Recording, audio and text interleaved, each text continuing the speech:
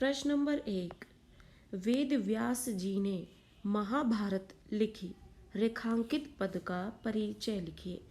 तो ये एक हमारे पास सेंटेंस है और ये अंडरलाइन किया हुआ है। अब इस अंडरलाइन जो ये वर्ड्स हैं या फिर वाक्यांश है, इसका हमें रेखांकित पद का परिचय लिखना है। अब हम सबको पता है कि अगर हमने पद को ऐसे लिखा तो ये एक शब्द है, लेकिन ये एक सेंटेंस में है, ये रेखांकित पद का परिचय है। तो क्या है, ये एक सेंटेंस हमने ले लिया।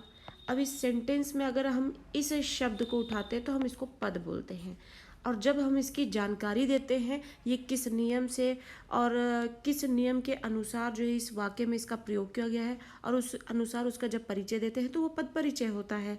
तो उसी हिसाब से यहाँ पर हमारे पास एक सेंटेंस है। अब ये अंडरलाइन वर्ड है, सेंटेंस है, वेद व्यास जी ने। तो हमें अब इसका यहाँ पर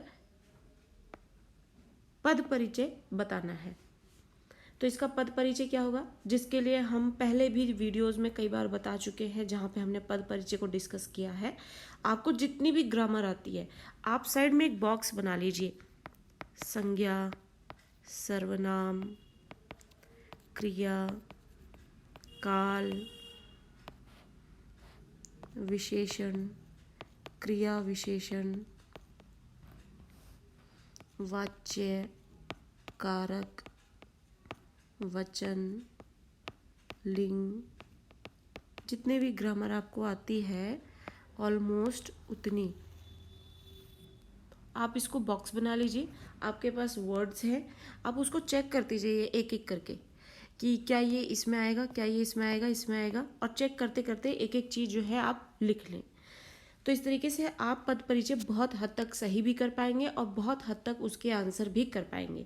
तो अब हम इस प्रश्न नंबर 1 के साथ आगे बढ़ते हुए इनका पद परिचय समझेंगे। वेद व्यास जी जो है, इसमें वेद व्यास जी ने जो है इस पद का हमें परिचय देना है। तो इसका पद परिचय क्या होगा हमारे यहाँ पर, ये होगा व्यक्तिवाचक संज्ञा, पुल्लिंग, एकवचन और कर्ताकारक। कर्ताकारक क्यों है, क्योंकि कर्ता भी यही है इसमें। महाभारत कौन लिख रहा है, वेद व्यास जी लिख रहे हैं, तो ये कर्ता कारक हो गया, हमारा कारक मिल गया। ये एक वचन है ही, पुल्लिंग भी है, वेद व्यास जी, पुल्लिंग। व्यक्तिवाचक संज्ञा, संज्ञा संज्ञा तो है ही, नाम दिया जा रहा है हमें यहाँ पर। कौन सी संज्ञा है, ज़्यादा बेहतरीन आपके पास गहरी जानकारी है तो आप और भी अच्छे से बता सकते हैं, उसके प्रकार बता सकते हैं। तो ये हमारी व्यक्तिवाचक संज्ञा है। तो इस तरीके से क्या हमने देखा यहाँ पर, वेद व्यास जी का जो पद परिचय वो व्यक्तिवाचक संज्ञा, पुल्लिंग, एकवचन और कर्ताकारक। बहुत आसान है। इसी तरीके से अगले प्रश्न के साथ आगे बढ़ते हुए अगले जो पद परिचय से संबंधित प्रश्न हमें दे रखे हैं वो हमें सॉल्व करने होंगे इसी तरीके से। प्रश्न नंबर 2, उसके बगीचे में पीले फूल हैं। अब ये हमारे पास एक सेंटेंस है। जब ये हमारे पास एक सेंटेंस है, अब इसमें जो अंडरलाइन किया हुआ है वो है पीले शब्द। अब इसका हमें पद परिचय देना है। अब पीले शब्द का पद परिचय क्या होगा, अब इसे हमें देखना है। ये हमारे पास बॉक्स बना है, एक एक करके देखेंगे हम। तो इसका उत्तर जो है वो क्या होगा, सभी इसको वीडियो को आप पॉज करके भी चेक कर सकते हैं। देन मैं जो आंसर बता रही हूँ आप उसे मैच कर लेना। आप पॉज करें, एक बॉक्स बनाएं, एक एक करके चेक करें कि पीले शब्द की पहचान क्या क्या हो सकती है इसमें। तो इसका जो सही उत्तर होगा वो होगा ऑप्शन नंबर ग। पहली बात तो ये गुणवाचक विशेषण है।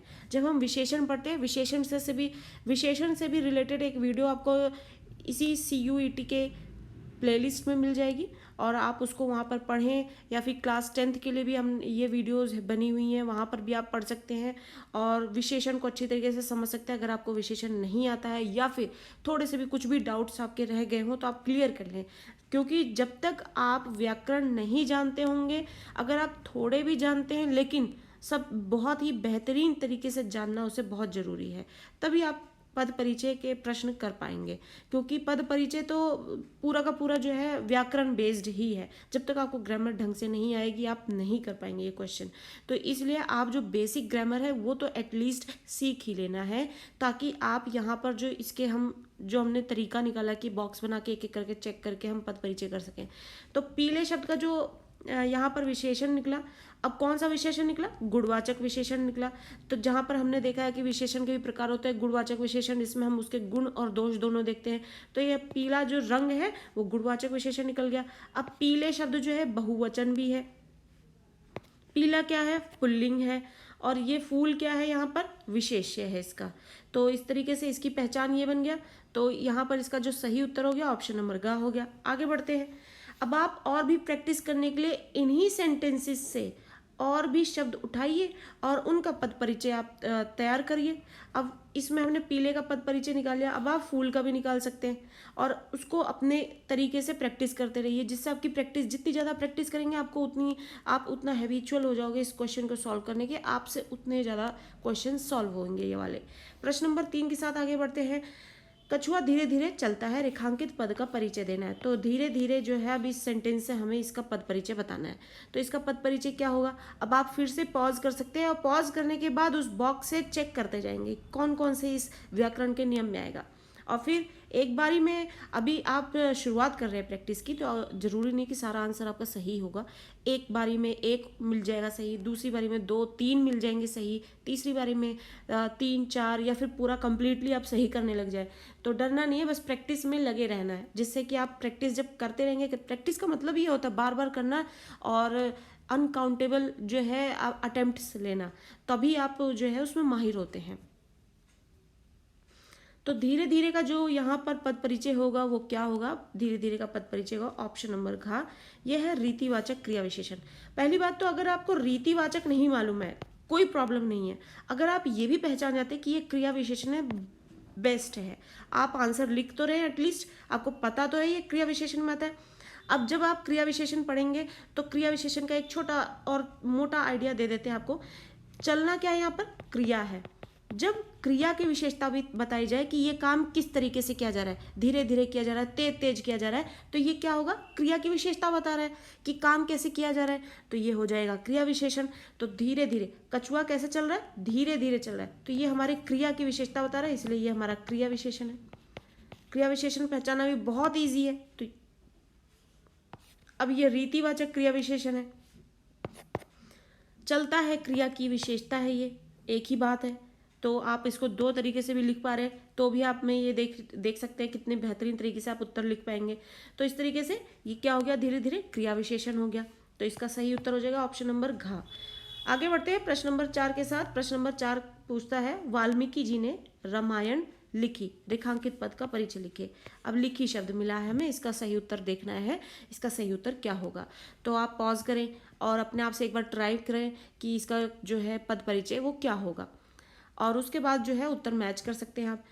जो लिखी का पद परिचय होगा वो ऑप्शन नंबर का के साथ जाएगा, जो कि एक सकर्मक क्रिया है। पहली बात तो लिखना क्या होता है, क्रिया, आप सभी जानते हैं, सकर्मक क्रिया है। क्या लिखा जा रहा है, रामायण लिखी जा रही है, तो ये सकर्मक क्रिया के अंतर्गत आ गए। दूसरा एक वचन है, फिर स्त्रीलिंग है, ये सामान्य भूतकाल में लिखा गया है। वाल्मीकि जी ने रामायण लिखी, अब ये कौन से में आ गया, लिखी। अब आप यहाँ पे टेंस में भी आ जाएंगे, काल भी ऐड कर लें आप अपनी इसमें, भूतकाल में है यानी पास्ट में है। लिखी शब्द से पहले समझ में आ रहा है कि लिखा गया है ये, तो ये भूतकाल में है, और ये कर्तृवाच्य है। ये कर्तृवाच्य के अकॉर्डिंग जो है यहाँ पर ये इस क्रिया का इस्तेमाल हुआ है। तो इस तरीके से आप यहाँ पर इसको लिख सकते हैं। इसकी पहचान पद परिचय के अंतर्गत इसमें इसकी जो पहचान आती है वो ऑप्शन नंबर का के साथ जाएगा। अगला प्रश्न लेते हैं, वह नित्य घूमने जाता है। अब इस सेंटेंस में हमें नित्य शब्द को अंडरलाइन करके दिया गया है कि हमें इसका रेखांकित पद जो है परिचय लिखना है। तो इसका पद परिचय क्या होगा, नित्य क्या है, तो इसका पद परिचय जो है वो इसके अनुसार क्या होगा।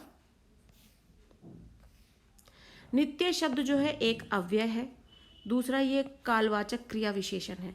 नित्य क्या है, नित्य का मतलब क्या है, हर दिन, तो ये कालवाचक क्रिया विशेषण है। घूमने जाता है, घूमना एक क्रिया है। अब घूमना एक क्रिया है तो कैसा घूमना, नित्य, रोज, तो ये एक कालवाचक क्रिया विशेषण हो गया। तो क्रिया विशेषण हो गया, ये इसकी एक पहचान ये हो गई। दूसरा घूमने जाता है क्रिया की विशेषता बताता है, तो इस तरीके से ये एक अव्यय है और कालवाचक क्रिया विशेषण भी है। तो ऑप्शन नंबर घ इसका सही हो जाएगा। प्रश्न नंबर 6 लेते हैं, तालाब में कमल खिलते हैं, इसका हमें पद परिचय लिखना है। खिलते हैं का परिचय क्या, पद परिचय क्या है यहाँ पर, तो खिलते हैं का पद परिचय होगा यहाँ पर ये अकर्मक क्रिया है पहली बात, दूसरा बहुवचन है, फिर ये पुल्लिंग है और ये वर्तमान काल में है, और ये कर्तृवाच्य है, बहुत ही ईजी है। अब अकर्मक क्रिया क्या होती है? तालाब में कमल खिलते हैं, तो ये अकर्मक क्रिया होगी। तो आपको क्रिया के बारे में भी अच्छी खासी जानकारी होनी चाहिए, और क्रिया को के व्याकरण संबंधी नियम भी हमने डिस्कस किए हैं ऑलरेडी, चैनल पर आप सर्च करें, आपको मिल जाएगा। आपको बहुत अच्छी तरीके से क्रिया भी जो है समझ में आ जाएगी, जिससे कि आप अपने पद परिचय करने में बिल्कुल भी डाउटफुल नहीं रहेंगे, अटकेंगे नहीं। आगे बढ़ते हैं अगले प्रश्न के साथ। प्रश्न नंबर 7 लेते हैं। रंग बिरंगे फूल देखकर मन प्रसन्न हो गया, रेखांकित पद का परिचय लिखना है। अब इस सेंटेंस में हमें रंग बिरंगे शब्द का जो है, ये इस पद का जो है परिचय लिखना है। तो रंग बिरंगे का पद परिचय क्या होगा? वो हो जाएगा ऑप्शन नंबर ख के साथ कि ये एक गुणवाचक विशेषण है, क्योंकि ये फूल की विशेषता बता रहा है, इसलिए ये गुणवाचक विशेषण है। दूसरा, ये बहुवचन है, फिर ये पुल्लिंग है, और ये फूल विशेष्य का विशेषण है, यानी कि ये फूल जो है यहाँ पर इसका विशेष्य है और ये इसका विशेषण है, तो ये भी एक परिचय लिख सकते हैं। अब विशेष्य क्या होता है, ये भी हमने विशेषण जब समझाया उसी वीडियो में आपको ये भी क्लियर कर दिया है। आप जरूर वीडियो देखें एक बार, ताकि आप विशेषण अच्छे से समझ जाए। लेकिन एक बार हम यहाँ पर फिर से बता देते हैं कि विशेष्य क्या होता है। रंग बिरंगे क्या है? फूल है, तो फूल की विशेषता बताई जा रही है, तो फूल क्या हो जाएगा? विशेष्य। और ये तो विशेषण है ही, क्योंकि ये विशेषता बताने का काम कर रहा है। तो जिसकी विशेषता बताई जाए वो विशेष्य है, और जो विशेषण बताने का काम करे वो विशेषण है। सिंपल है ये। आगे बढ़ते हैं प्रश्न नंबर 8 के साथ। प्रधानाचार्य ने आपको बुलाया है, रेखांकित पद का परिचय लिखना है। अब आपको शब्द का परिचय हमें देना है। आपको शब्द का यहाँ पे परिचय क्या होगा? ऑप्शन नंबर ग के साथ जाएगा, जो कि मध्यम पुरुषवाचक सर्वनाम है। सबसे पहली बात, आपको शब्द देखते ही हमें ये समझ में आना चाहिए कि ये सर्वनाम है। अब अगर आपको ये नहीं पता कि मध्यम पुरुषवाचक है, कोई प्रॉब्लम नहीं है। आपको सिर्फ अगर सर्वनाम भी पता है तो भी आप अपने उत्तर में इसे शामिल करिए, आपका उत्तर सही ही माना जाएगा। जितनी बारीक जानकारी होगी आप जो है वो आपके लिए ज़्यादा अच्छा होगा, तो इसलिए बारीक जानकारी होना भी बहुत ज़रूरी है। लेकिन अगर आप सिर्फ ये पहचान लेते हैं कि सर्वनाम है और ये नहीं पता कि मध्यम पुरुषवाचक है, तो कोई प्रॉब्लम नहीं है, आप सर्वनाम लिखिए उत्तर में। तो आपको क्या है, ये मध्यम पुरुषवाचक सर्वनाम है।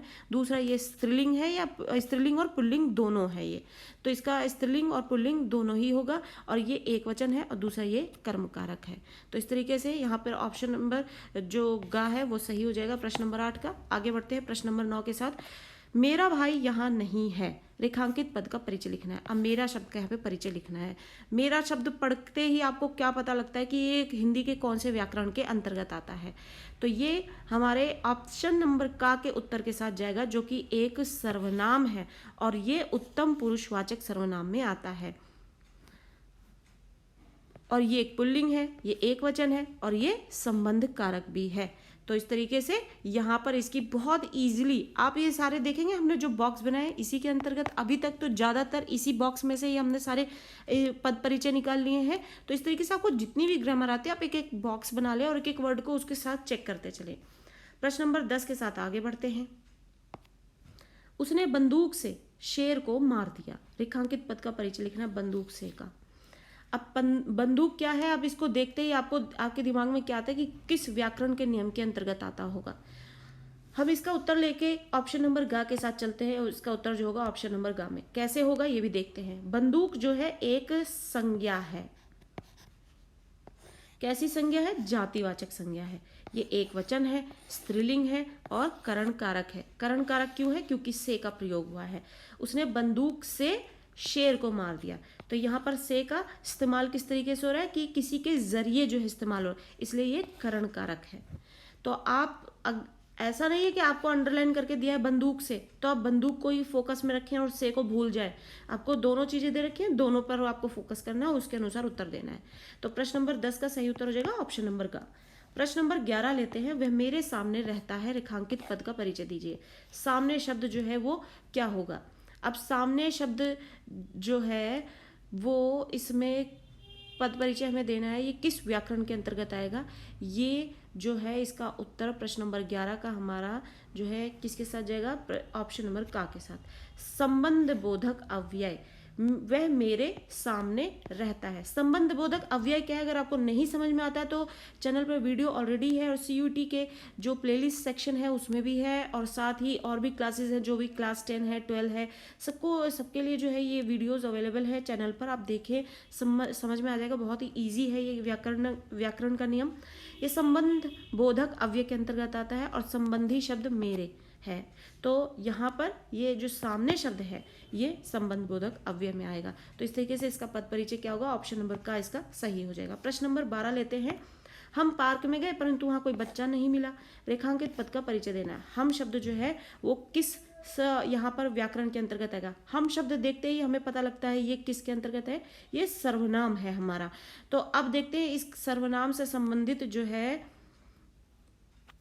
अब आपको एक तरीका यहाँ पे हम ये भी देख सकते हैं कि अगर आप शब्द को देखते ही पहचान जाते हैं कि आपका जो है ये कौन से ग्रामर के अंतर्गत आता है, तब आप जो है देखते ही पहचान जाएंगे कि ये सर्वनाम है, तो आप संज्ञा वाले पहले ही काट देंगे।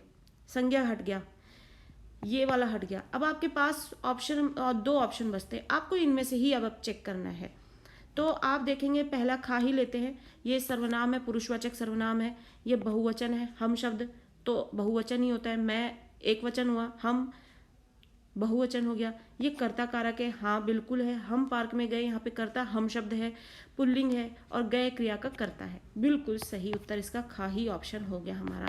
तो यहाँ पर आप इस तरीके से, अगर आपको कुछ भी डाउट आता है तो आप ये भी एक तरीका इस्तेमाल कर सकते हैं कि आप ऑप्शन जो है अपने कट आउट करते जाएं, आपके पास सही उत्तर आने के फुल चांसेस रहेंगे।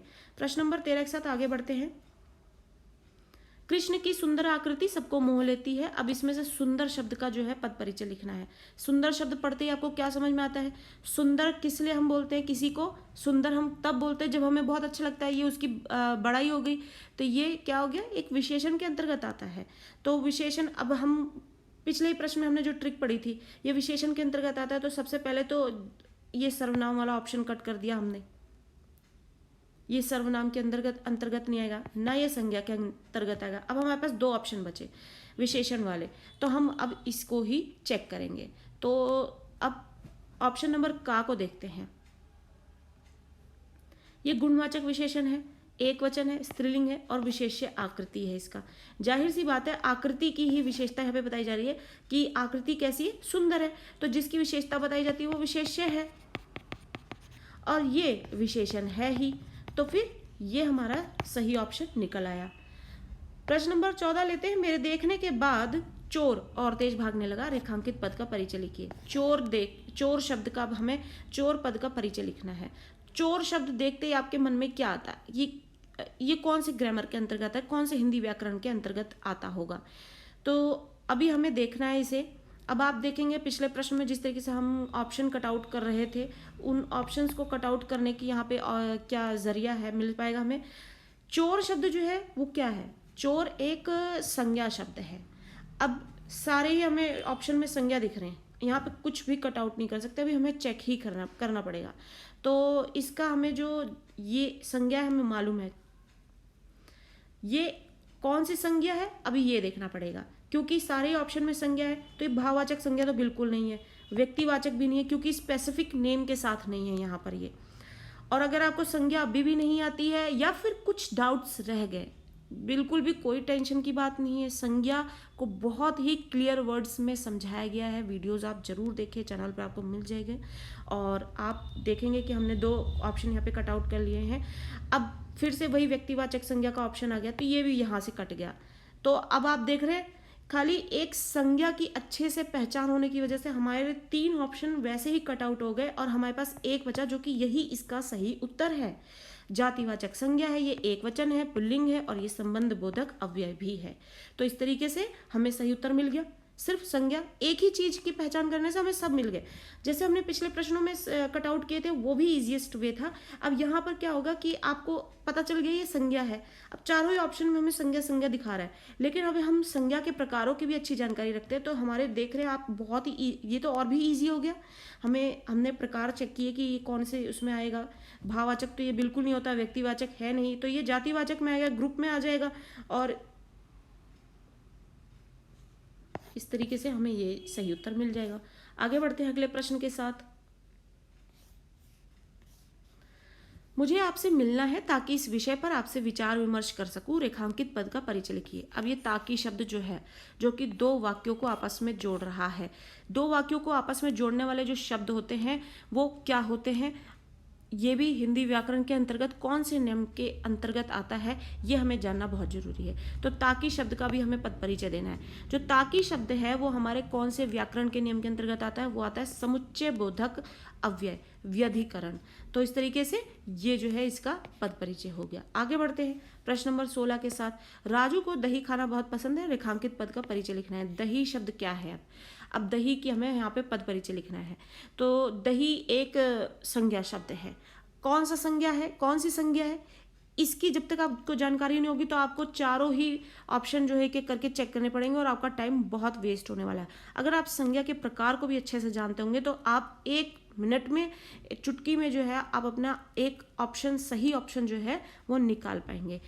जो दही शब्द है ना तो वो व्यक्तिवाचक है ना वो भाववाचक है। 2 ऑप्शन तो ये यहीं पे ही कट गए। दही शब्द जो है एक द्रव्यवाचक संज्ञा है, लेकिन हमारे पास अब 2 ऑप्शन है इस तरीके से द्रव्यवाचक संज्ञा के, तो हमें अब दोनों ऑप्शन चेक करने पड़ेंगे। तो दही जो है वो जब द्रव्यवाचक संज्ञा निकल आया तो इसके आगे की अभी हमें पहचान देखनी पड़ेगी। क्या ये पुल्लिंग है या स्त्रीलिंग है? दही खाना बहुत पसंद है। जब भी आप दही शब्द यूज करते हैं, दही खट्टी है, दही मीठी है, आप इस तरीके से सेंटेंस बना ले जिससे कि अगर आपको स्त्रीलिंग और पुल्लिंग नहीं मालूम है तो आप वो भी चेक कर सकते हैं। तो दही खट्टी है या दही खट्टा है, तो इस तरीके से आप चेक कर लेंगे कि ये स्त्रीलिंग है या फिर पुल्लिंग है। तो ये पुल्लिंग में आता है। तो यहाँ पर ये स्त्रीलिंग दिखाई गई, तो यहीं पे ये ऑप्शन कट आउट हो जाएगा।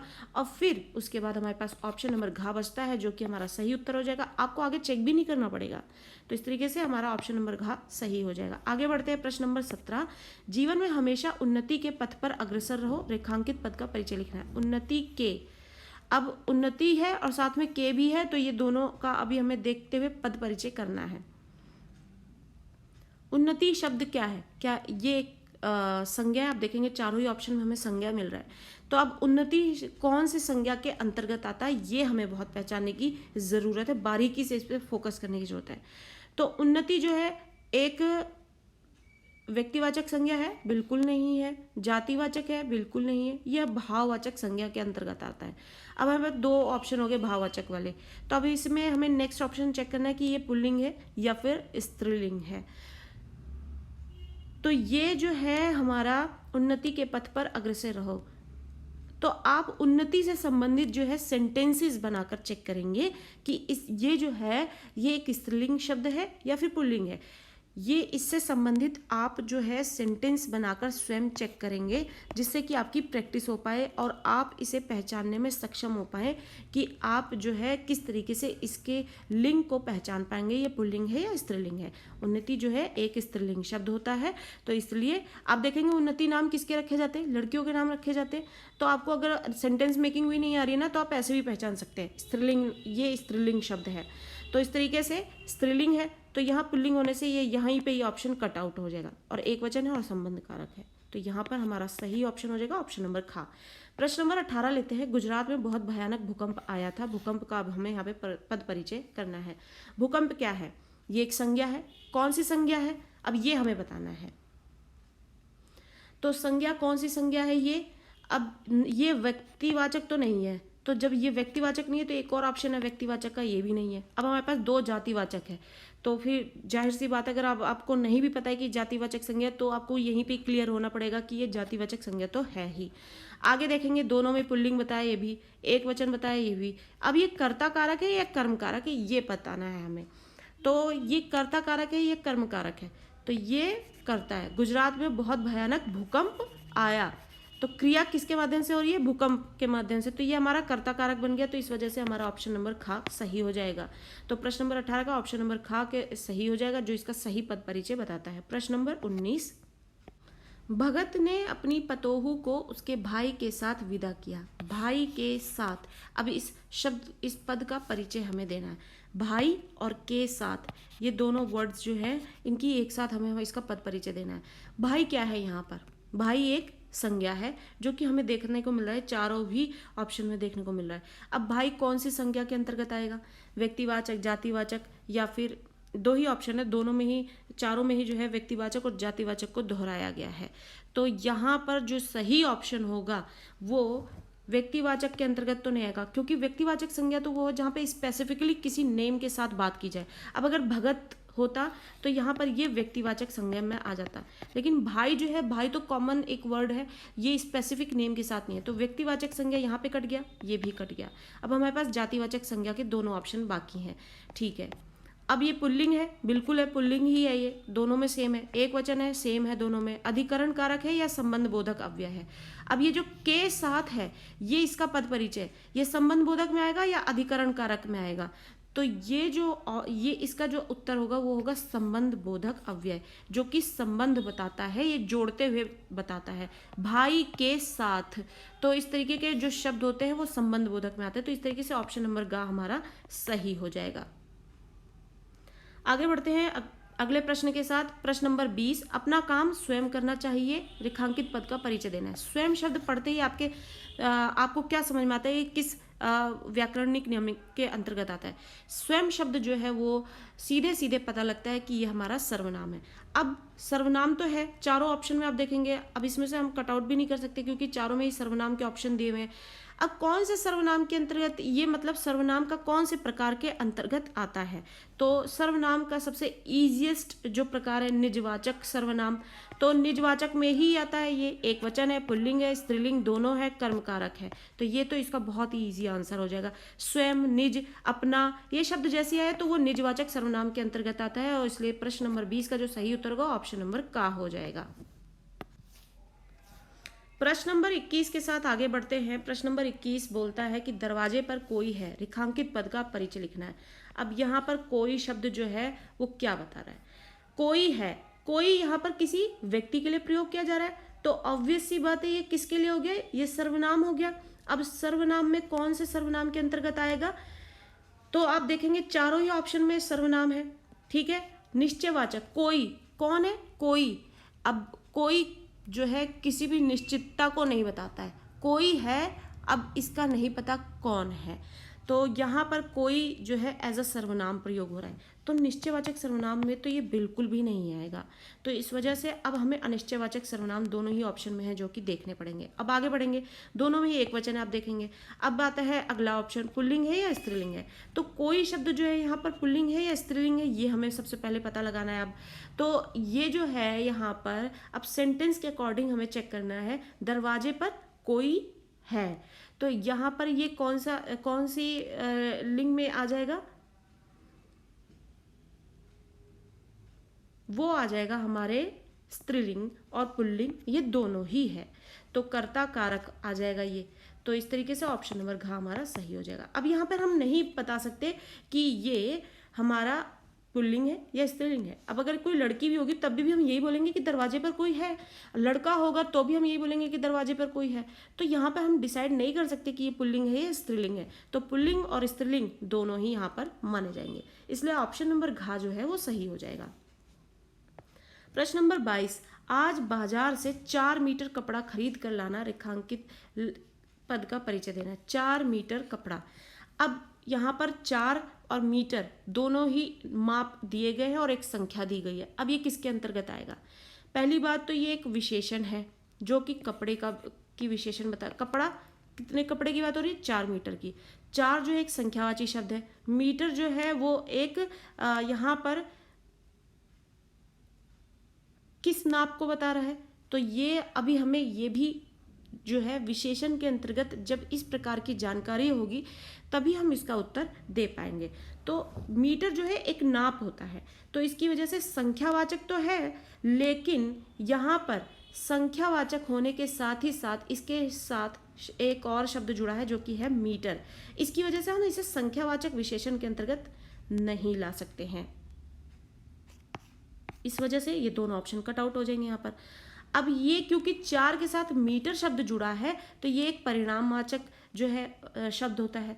अब परिणामवाचक में भी जो है उसके दो प्रकार होंगे। अब जहाँ पर 4 शब्द यानी कि उसका एक नाम बता रहा है तो परिणामवाचक विशेषण तो दोनों में ही हमारे, तो अब दोनों में ही एक वचन भी है। अब ये क्या पुल्लिंग है या स्त्रीलिंग है ये हमें बताना है, ये चेक करना है हमें। तो कपड़ा शब्द जो है वो पुल्लिंग है या स्त्रीलिंग है, तो कपड़ा शब्द जो होता है वो होता है पुल्लिंग शब्द, और कपड़ा जो है यहाँ पर विशेष्य होता है। तो इसलिए कपड़ा, ऑब्वियस सी बात है, कपड़ा जो है कपड़े की विशेषता बता रहा है, इसलिए ये 4 मीटर जो है परिणामवाचक विशेषण बना है। अब ये कपड़ा जो है विशेष्य बन गया, तो इसलिए यहाँ पर जो सही उत्तर होगा ऑप्शन नंबर खा हो जाएगा, का हो जाएगा हमारा। तो इस तरीके से यहाँ पर ये इसकी पहचान है। प्रश्न नंबर 23, तीसरी बार फिर से नया चश्मा था। अब नया शब्द का हमें पद परिचय देना है। चश्मा नया, अब नया चश्मा, चश्मा कैसा है, नया है, तो चश्मे की विशेषता बता रहे हैं नया, तो ये विशेषण है, ये क्लियर हो चुका है। कैसा है, कैसा किस प्रकार का विशेषण है ये, तो ये हमें बताना है। संख्यावाचक तो बिल्कुल नहीं है क्योंकि संख्या की जानकारी नहीं दी जा रही है इसमें कि चश्मे कितने थे। ये चश्मा जो है वो नया है। अब सार्वनामिक भी है, वो नहीं है। सार्वनामिक विशेषण जो है, जो कि जहाँ पे सर्वनाम का प्रयोग विशेषण की तरह हो, वो सार्वनामिक विशेषण होता है, तो ये भी कट गया। इस तरीके से हमारे पास सीधे सीधे ऑप्शन नंबर का बचता है। बाकी आपको चीज़ें पता हो तो भी, नहीं पता हो तो भी आपके पास उत्तर सामने निकल आ रहा है एक विशेषण की अच्छी से जानकारी होने की वजह से। तो ये गुणवाचक विशेषण है, एक वचन है, पुल्लिंग है, चश्मा विशेष्य है यहाँ पर। प्रश्न नंबर 24, उसने यह पत्र राज से लिखवाया। क्रिया के अंतर्गत ये एक व्याकरणिक नियम आता है, लिखवाया, तो इससे हमें एक रेखांकित पद का परिचय लिखना है। लिखवाया जो है एक प्रेरणार्थक क्रिया होती है जिसमें हम किसी से काम करवाते हैं। तो यहाँ पर दो ऑप्शन आप देखेंगे, अकर्मक क्रिया, कर्मक क्रिया, ये दोनों ऑप्शन कट जाएंगे यहीं पे। दोनों ही ऑप्शन में अब आप देखेंगे प्रेरणार्थक क्रिया की जानकारी दी गई है। अब दोनों ये बता रहे हैं एक वचन भी है। अब हमें ये बताना है कि स्त्रीलिंग है या पुल्लिंग। उसने ये पत्र राज से लिखवाया। अब राज से लिखवाया तो आप आइडिया लगा सकते हैं कि ये क्या होगा, पुल्लिंग होगा, तो इसलिए यहीं पे आपको इसका उत्तर मिल जाता है। तो इस तरीके से ऑप्शन नंबर खा इसका उत्तर हो जाएगा, जो कि बताता है कि एक प्रेरणार्थक क्रिया के एक वचन है, पुल्लिंग है, भूतकाल, लिखवाया, तो ये हमारा पास्ट में चला गया और ये कर्मवाच्य हो गया। प्रश्न नंबर 25, तालाब में कमल खिलते हैं। खिलते हैं शब्द का हमें यहाँ पर पद परिचय देना है। खिलना एक क्रिया होती है। अब कैसी क्रिया होती है ये हमें क्लियर देखना है यहाँ पर बारीकी से, यही हमारा जो है ग्रामर की असली पहचान है। तो ये अकर्मक है, सकर्मक है, ये सारी क्रियाएं जो है हमें अच्छे से जाननी चाहिए।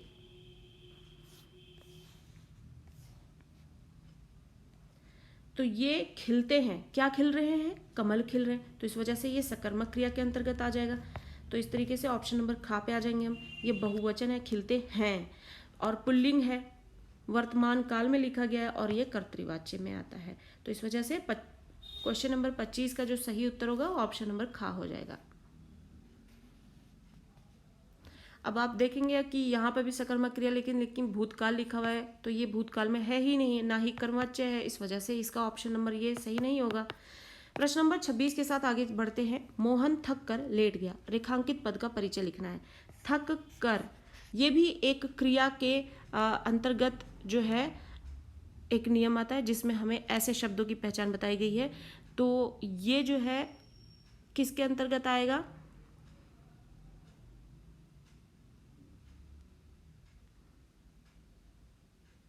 मोहन थक कर लेट गया।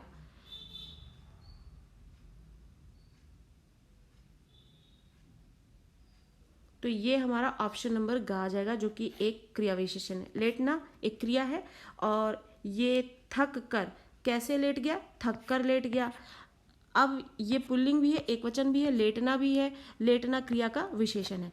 अब यहाँ पे बहुत सारे कन्फ्यूजन्स ये भी आएंगी कि प्रेरणार्थक क्रिया तो है जिसमें हम किसी और से काम करवाते हैं, कि ये पूर्वकालिक क्रिया के अंतर्गत आना चाहिए, लेकिन पूर्वकालिक क्रिया का एक नियम है जिसके अंतर्गत एक और क्रिया इस्तेमाल होती है, तो इस वजह से उसके अंतर्गत ये नहीं आता है और ये ऑप्शन नंबर घ नहीं होगा। इस वजह से ऑप्शन नंबर ग जो है इसका सही उत्तर होगा।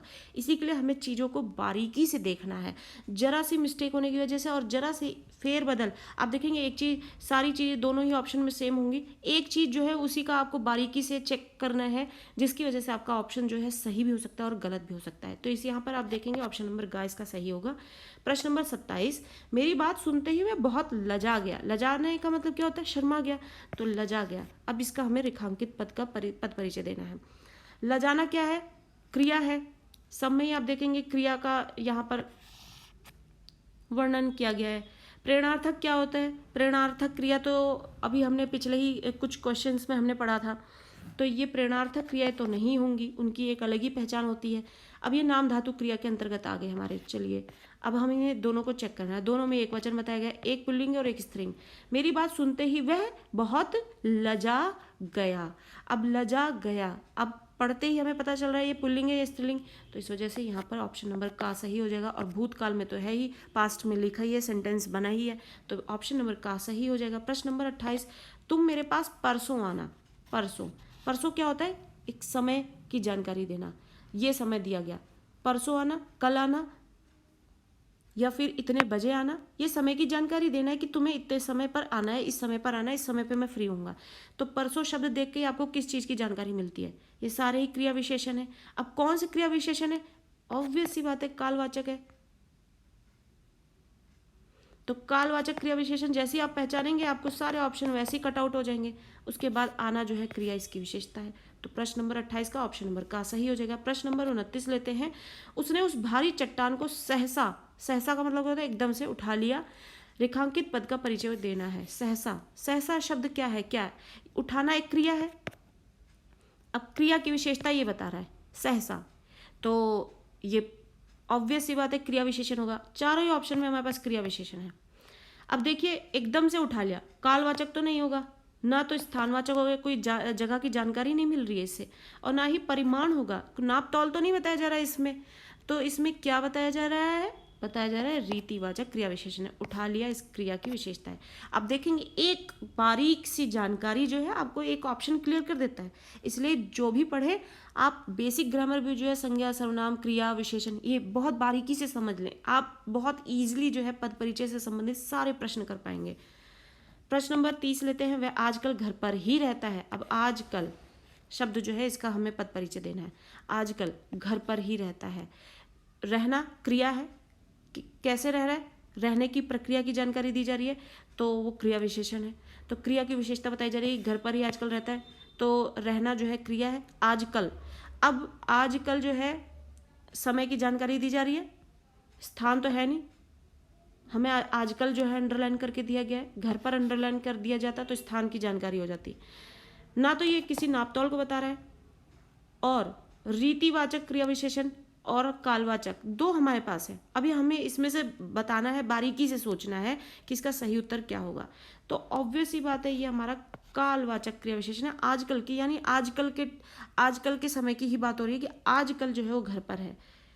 तो क्रिया विशेषण हो गया कालवाचक, और यहाँ पर रहता है क्रिया की विशेषता बताई गई। तो ऑप्शन नंबर ख जो है इसका सही उत्तर हो जाएगा। प्रश्न नंबर 31 के साथ आगे बढ़ते हैं। हनुमान जी ने सभी कार्य श्री राम के निमित्त किए। के निमित्त, रेखांकित पद का परिचय देना है। के निमित्त जो, अब क्योंकि निमित्त शब्द ही इसके साथ नहीं है, इसके साथ के शब्द जुड़ गया है, तो ये किसके अंतर्गत आएगा? यहाँ पे आप देखेंगे सारे ही ऑप्शन में संबंध बोधक अव्यय की जानकारी दी जा रही है, और ये संबंध बोधक अव्यय है, क्योंकि जब ऐसे शब्द शुरू होते हैं के निमित्त के साथ, अब इस तरीके के कुछ प्रश्न हमने पिछले प्रश्नों में भी किए हैं, तो ये सारे संबंध बोधक हैं। ठीक है, अब हमें ये बताना है कि ये कौन सा संबंध बोधक है। के निमित्त का मतलब मालूम होना बहुत जरूरी है। हनुमान जी ने सभी कार्य जो है श्री राम के लिए किए हैं या के कारण किए हैं, तो ये क्या दिशा की जानकारी दे रहा है? बिल्कुल भी नहीं। क्या ये विरोध कर रहा है? बिल्कुल भी नहीं। क्या ये साधन है? बिल्कुल भी नहीं। ये हमें कारण बता रहा है के निमित्त, इसका अर्थ ही के कारण है, और ये क्लियरली वही इंडिकेट भी कर रहा है कि ये कारणवाचक संबंधबोधक अव्यय है। संबंधी शब्द जो है इसका श्री राम है। तो इस तरीके से अगर आप अब देखिए, आपको के निमित्त शब्द का अर्थ भी नहीं मालूम हो तो भी आप अटक जाएंगे। लेकिन अगर आपको कहीं ना कहीं आप ग्रामर की बहुत अच्छी जानकारी, बारीक जानकारी रखते हैं तो आप इसे कनेक्ट कर पाएंगे। तो इस तरीके से अगर शब्दों का अर्थ भी आपको मालूम है तो आप बहुत ईजी जो है आंसर कैच कर पाएंगे। तो इस तरीके से के निमित्त जो है यहाँ पर कारणवाचक संबंधबोधक अव्यय होगा। प्रश्न नंबर 32, तुम हरि के घर आ जाना परंतु उससे दूर ही रहना। अब परंतु शब्द जो है ये दो वाक्यों को आपस में जोड़ रहा है, तो ये हमारा क्या हो गया, समुच्चय बोधक अव्यय या संबंध बोधक अव्यय। तो यहाँ पर हमें अभी ये बताना है, जब ये दो वाक्य आपस में जोड़ रहा है तो ये हमारा कौन सा ये अव्यय हो जाएगा, समुच्चय बोधक हो जाएगा। तो संबंध बोधक के सारे ऑप्शन हमारे कट आउट हो गए। अब समुच्चय बोधक अव्यय है, ठीक है, समानाधिकरण है या व्यधिकरण है, तो ये भी अभी हमें चेक करना है कि ये समानाधिकरण है या व्यधिकरण है। तो ये हमारा समानाधिकरण है, तो इस वजह से ये ऑप्शन नंबर का सही हो जाएगा हमारा। प्रश्न नंबर 33, राजू आज विद्यालय नहीं गया क्योंकि वह बीमार था। अब क्योंकि शब्द जो दो वाक्यों को आपस में यहाँ पे जोड़ रहा है, तो ये हमारा क्या होगा, ये हमारा यहाँ पे कौन से ऑप्शन में आ जाएगा, शामिल हो जाएगा।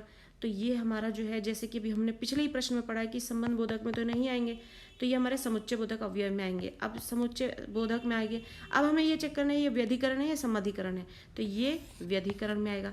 अब ये समाधिकरण और व्यधिकरण क्या होता है ये आपको नहीं मालूम है तो आप वीडियो जरूर देखें, जिसमें आपको ये क्लियर किया गया है कि संबंध बोधक, समुच्चय बोधक, व्यधिकरण, समानाधिकरण क्या होते हैं, तो आपको वो चीज़ें क्लियर हो जाएंगी यहाँ पर।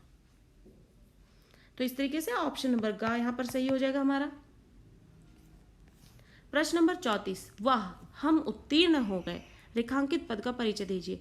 वाह शब्द देखते ही आपको क्या पता लगता है, ये विस्मयादिक बोधक अव्यय है, यानी जहाँ हमारे एक्सप्रेशन जो है वो शब्दबद्ध हो जाते हैं, जहाँ हम अपनी खुशी, दुख, परेशानी सबको शब्दबद्ध करते हैं, तो ये विस्मयादि बोधक है। आप चारों ही ऑप्शन में देखेंगे विस्मयादि बोधक है। चलिए क्लियर है, ये विस्मयादि बोधक है। अब ये हमें इसमें इसका जो प्रकार है वो चेक करना है। ये क्रोध बोधक है, बिल्कुल भी नहीं, क्रोध तो नहीं दिखा रहा है, खुशी दिखा रहा है।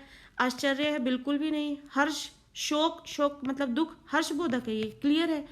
वाह हम उत्तीर्ण हो गए, क्योंकि ये खुशी को दर्शा रहा है कि वो पास हो गया, तो इस वजह से प्रश्न नंबर 34 का सही उत्तर हो गया ऑप्शन नंबर ख।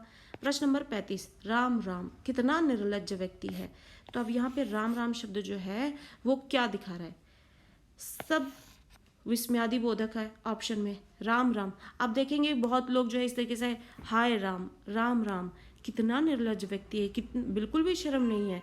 तो इस तरीके के जब राम राम प्रयोग कर रहे हैं, राम भगवान है सबको मालूम है, लेकिन यहाँ पे राम राम जो है किस सेंस में यूज किया जा रहा है ये हमें बताना है। तो ये क्रोध है, क्रोध तो नहीं है, व्यथा है, परेशानी है, शोक है, दुख तो नहीं है। तिरस्कार बोधक में आएगा कि ये उसको तिरस्कार कर रहा है, कि उसको ये निर्लज्ज व्यवहार नहीं पसंद है, इस वजह से ये राम राम बोल रहा है कि राम राम कितना निर्लज्ज व्यक्ति है। तो इसलिए ये ऑप्शन नंबर घ जो है इसका सही हो जाएगा। प्रश्न नंबर 36, यह पुस्तक उसे मत दो, रेखांकित पद का परिचय लिखना है। अब मत शब्द पढ़ते ही हमें यहाँ पे पता लग जाता है कि ये निपात में आता है। निपात जो है वो बहुत लोगों को निपात के जानकारी नहीं होती है, बहुतों को ये भी नहीं पता ये हिंदी व्याकरण में कोई नियम है। अगर आपको इससे संबंधित कोई जानकारी लेनी है निपात के विषय में तो आप हमें कमेंट करेंगे, तो हम इसके विषय में वीडियो आपको एक क्लियर वीडियो बना के देंगे जिससे आप निपात के विषय में सारी जानकारी ले पाए। मत शब्द जो है वो निपात में आता है। अब ये कौन से प्रकार में आएगा, तुलनात्मक में आएगा। तुलना तो नहीं हो रही है यहाँ पे, ना तो प्रश्न उठाया जा रहा है। अब नकारात्मक और निषेधात्मक इन दोनों में फर्क बताना है हमें, और ये चेक करना है। ये निषेधात्मक है, नकारात्मक नहीं है, ये निषेध है, यानी उसे पुस्तक मत दो, मना किया जा रहा है यहाँ पर। तो ये नकारात्मक और निषेधात्मक दोनों में फर्क होता है। बहुत लोग इसमें भी कंफ्यूज रहते हैं, नकारात्मक और निषेधात्मक को एक ही चीज मानते हैं। नकारात्मक मतलब नहीं से संबंधित चीजें, और यहाँ पर निषेध किया जा रहा है यानी देने से मना किया जा रहा है। तो जहां पर चीजों पर रोक लगाने वाली बात की जाती है वो निषेध में आते हैं। तो इस तरीके से ऑप्शन नंबर का हमारा सही हो जाएगा यहाँ पर। प्रश्न नंबर 37, इस व्यक्ति का सिर बेडौल सा है। रेखांकित पद का परिचय लिखना है। बेडोल सा, अब आप देखेंगे सा के ही नीचे अंडरलाइन किया गया है। ये सा जो है ये किसके अंतर्गत आएगा, ये भी निपात के अंतर्गत आएगा। अब ये किस प्रकार में आएगा, निषेध में तो नहीं आएगा, ना प्रश्नबोधक में आएगा। क्या ये अवधारणा बोधक है या तुलनात्मक बोधक है? तो आप पढ़कर इसे किस तरीके से समझेंगे, इस व्यक्ति का सिर बेडोल सा है, यानी कि सिर कैसा है, बेडोल सा है। तो इस वजह से यहाँ पर हम इसकी तुलना कर रहे हैं, कंपेयर कर रहे हैं कि बेकार सा है, बेडोल सा है, सुंदर सा है, अच्छा सा है, बेकार सा है। तो ये सब क्या है, तुलना को दिखाते हैं। तो इस तरीके से ये निपात के अंतर्गत तुलनात्मक बोधक में आ जाएगा। इस तरीके से हमने यहाँ पर आप देखेंगे कि कितने सारे जो प्रश्न है उसको सॉल्व करने की कोशिश की है, जो कि आपके पद परिचय से संबंधित है। तो यहाँ पर हमने बहुत ही बारीकी से समझने की कोशिश किया। आई होप कि आपको बहुत अच्छे से समझ में आ गया होगा, कोई डाउट नहीं रह गया होगा। अगर आपके पास कोई भी डाउट रह गया है आप हमें कमेंट कर सकते हैं, हम आपके लिए और भी वीडियोस लेकर आ सकते हैं। या फिर किसी भी ग्रामर से संबंधित आपको डाउट्स रह गए हैं, आप उसके लिए कमेंट करें, हम उसके लिए वीडियोज़ बना देंगे। और आप होप करते हैं कि वीडियोज़ जो है आपको बहुत हेल्प करेंगी आपके एग्ज़ाम्स के लिए, आपके चाहे एंट्रेंस एग्ज़ाम्स के लिए हों या फिर आप किसी क्लास में हो, 10th 11th 12th 9th किसी भी क्लास के लिए, ये सबके लिए बहुत ही यूज़फुल है। और आने वाले टाइम में भी सबके लिए यूज़फुल होगा। अगर आपके सिलेबस में अभी नहीं है तो आपके आने वाले टाइम में आगे यूज़फुल होने वाला है, बहुत ज़रूरी हो जाएगा। इसलिए पढ़ते रहें, शेयर करते रहें, वीडियो अच्छी लग रही है इसे लाइक करते रहें और ज़्यादा से ज़्यादा शेयर करते हुए चैनल को सब्सक्राइब करना ना भूलें। Thank you.